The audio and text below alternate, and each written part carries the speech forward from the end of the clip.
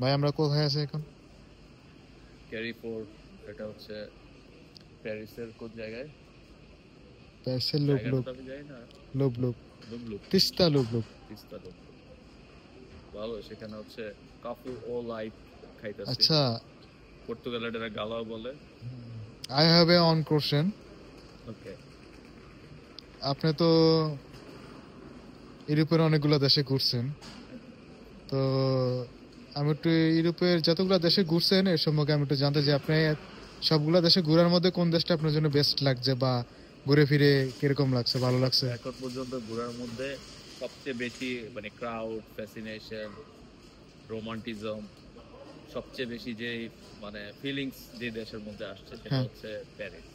সত্যি? সত্যিকার অর্থে প্যারিস।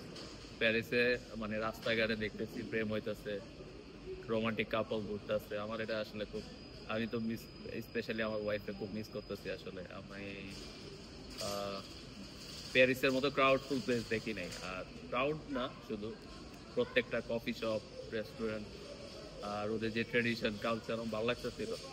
শহরটা পুরা মানে কয়েকটা হই হুল্লোড়, রাত্রেবেলা লাইটিং, মানে খুব অস্থির। যাই হোক শপিং আপনি মল। আপনি তো এবার একা আছেন, নেক্সট টাইম ভাবিকে নিয়ে আসবেন ইনশাল্লাহ, দোয়া রইল। ইনশাল্লাহ, ইনশাল্লাহ। যেটা আপনার আপনাকে ভাবির যেভাবে জন্য এই যে ফুল নিয়ে রাখছি, দেওয়ার যেভাবে জন্য। আপনাকে প্যারিস শহরটা যতটুকু পারছে আপনাকে সময় দিতে, ইনশাল্লাহ ভাবি আসলে ঘুরে থ্যাংক ইউ, দেখাবো আরো থ্যাংক ইউ, সুন্দর করে। ঠিক আছে ভাই, থ্যাংকস। ওকে ভাই, ভালো থাকবেন, আল্লাহ হাফেজ। মেরসি beaucoup। ওয়ালা।